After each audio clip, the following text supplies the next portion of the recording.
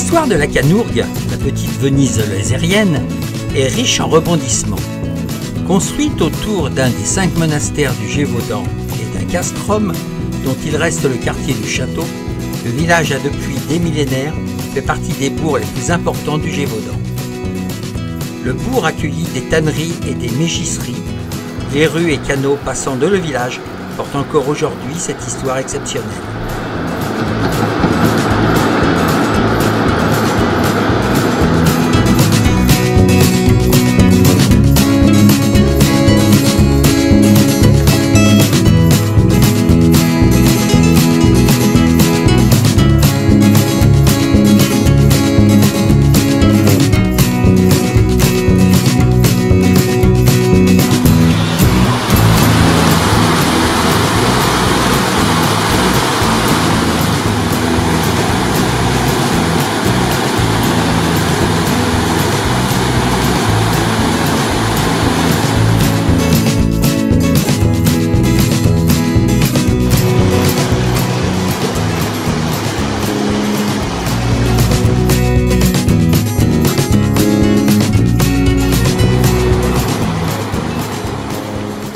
Un enchevêtrement de canaux et un dédale de rues moyenâgeuses confèrent à la Canourgue une originalité particulière, justifiant son surnom de Petite Venise lozérienne. C'est ainsi que l'on peut contempler, au détour de vieilles rues pavées, des maisons Renaissance, la place au blé avec sa maison médiévale, à pans de bois, la place du Portal, la place Saint-Étienne avec la tour de l'horloge, vestige de l'ancienne citadelle.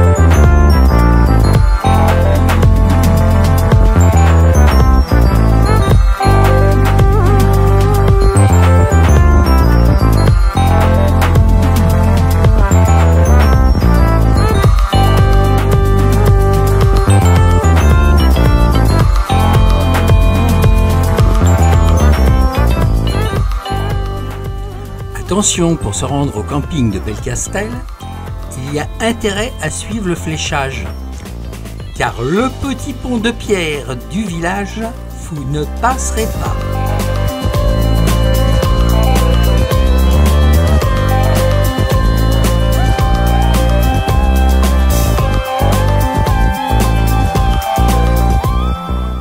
Belcastel est un des plus beaux villages de France et renferme un patrimoine médiéval d'une richesse rare. À l'origine rurale, Belcastel a su diversifier son économie grâce à une restauration du centre-bourg qui a préservé le charme de ce site.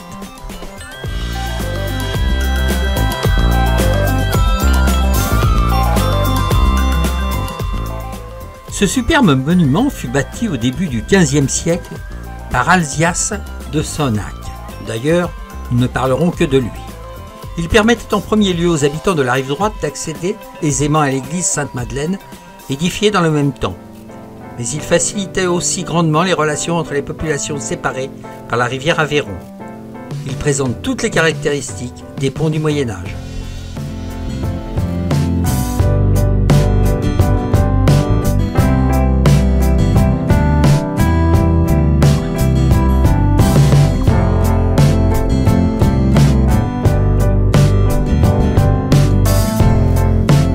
Sainte-Madeleine est une église du XVe siècle. Comme le pont, l'église fut construite au XVe siècle par le seigneur du village, Alsias de Sonnac, dont elle renferme en son sein le tombeau couvert d'un très beau gisant. Dans l'église sont conservés aussi le blason de la famille de Sonnac et une statue de Saint Christophe. On peut également y admirer 4 statues classées monuments historiques.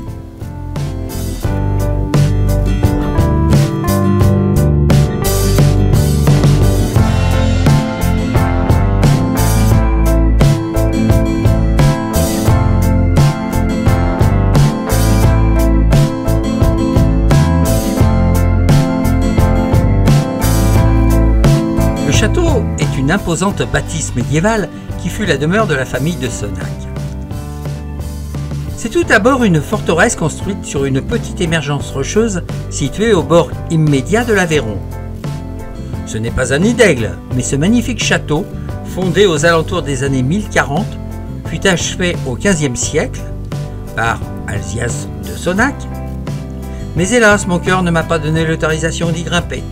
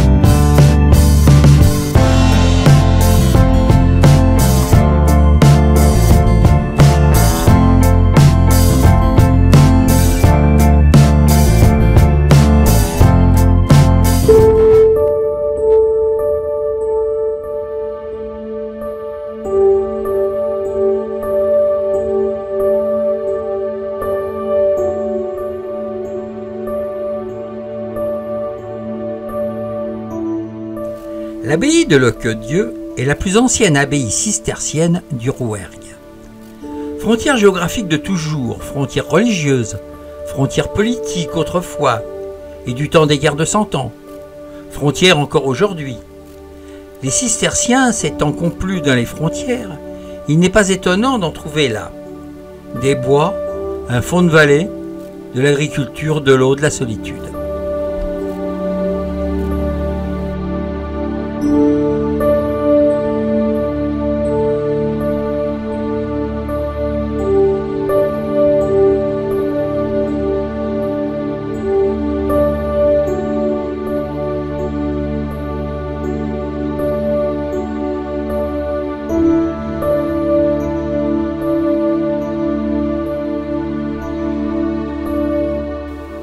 Mais cette frontière a entraîné bien des déboires. Incendiés en 1409 par les partisans du roi d'Angleterre, les bâtiments conventuels au XIIe siècle sont rebâtis en forteresse. L'abbatiale et la salle du chapitre, entièrement en pierre, ne sont pas touchés par le sinistre, mais la reconstruction dans ces temps troublés sera longue et difficile.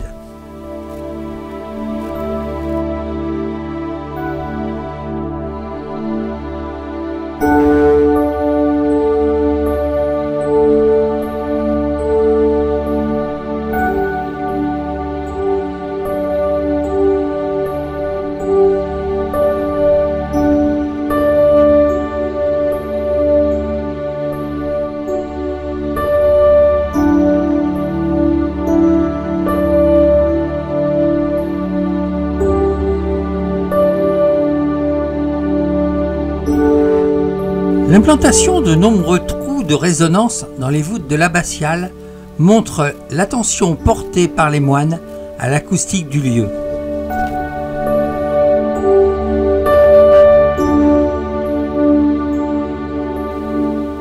L'abbaye fortifiée de Locdieu est donc le fruit original de moines cisterciens arrivés il y a 9 siècles, de la guerre de Cent Ans, qui la transforma en château fort, et d'une famille qui, depuis 2 siècles, s'est installée progressivement dans les étages, sans effacer la présence essentiellement horizontale des moines.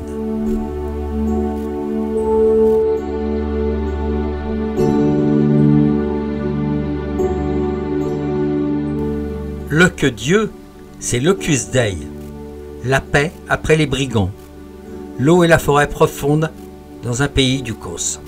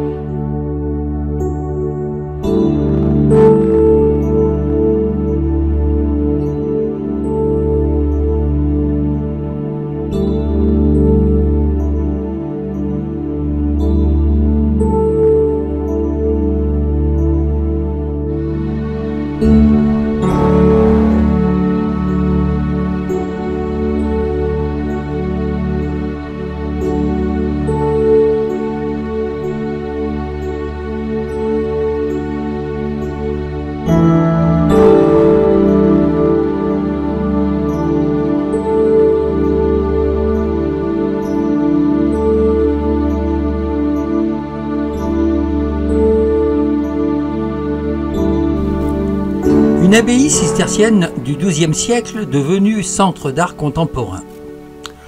Dans son écrin de verdure, l'abbaye de Beaulieu en Rouergue invite le visiteur à la médiation, à l'étonnement, à la flânerie. Mais pour ma part, surtout à l'étonnement et à la déception. Néanmoins, ce vaisseau porte la marque du gothique rayonnant, adapté aux traditions architecturales du Midi. Simplicité, dépouillement, muralité importante, ouverture réduite.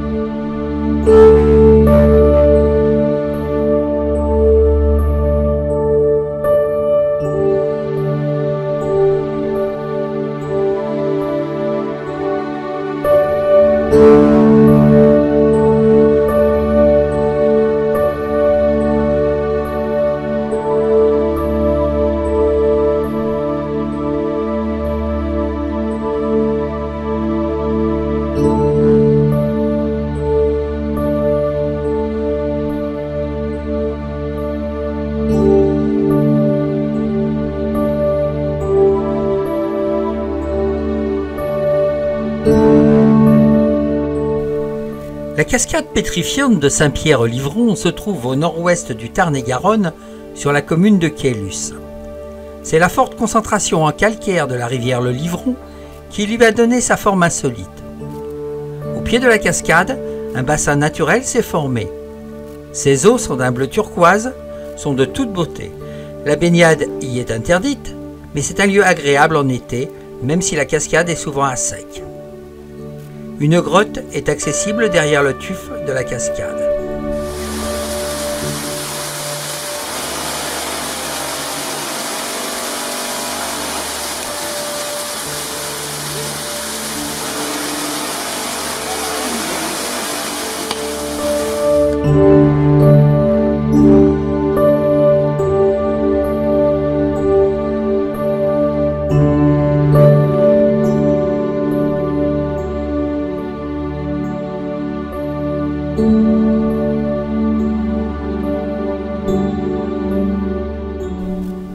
Une cité médiévale au cœur des gorges de l'Aveyron. Située au nord-est du département du Tarn-et-Garonne, blottie au fond de cette noble vallée, la ville de Saint-Antonin-Nobleval est dominée par le roc d'Anglars.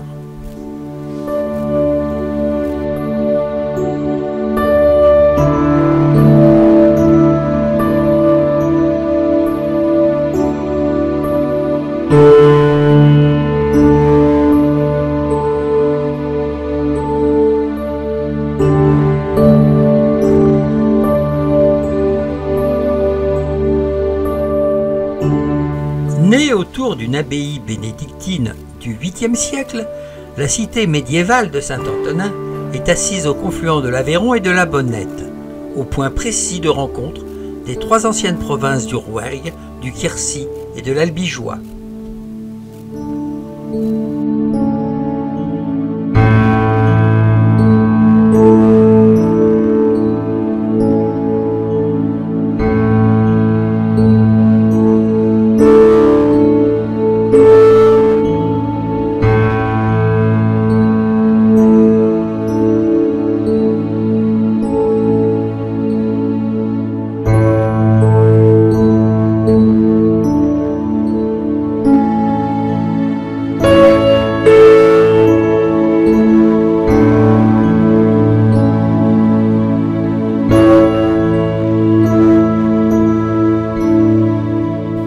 On s'imprègne de son passé médiéval au fil des ruelles. On peut y dénicher un riche patrimoine. La maison romane, l'ancien couvent des Génovéfains, la maison du roi, la maison de l'amour, les tanneries, etc.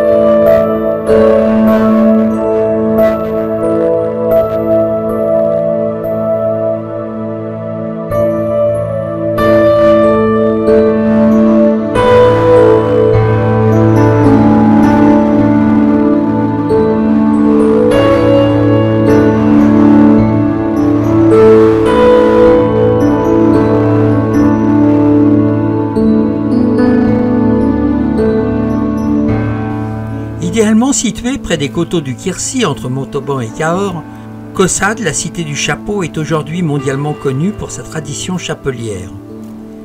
Caussade est une ville dynamique propice à la découverte du patrimoine, du savoir-faire et de la gastronomie, grâce à son histoire singulière, ses artisans et son incontournable marché du lundi.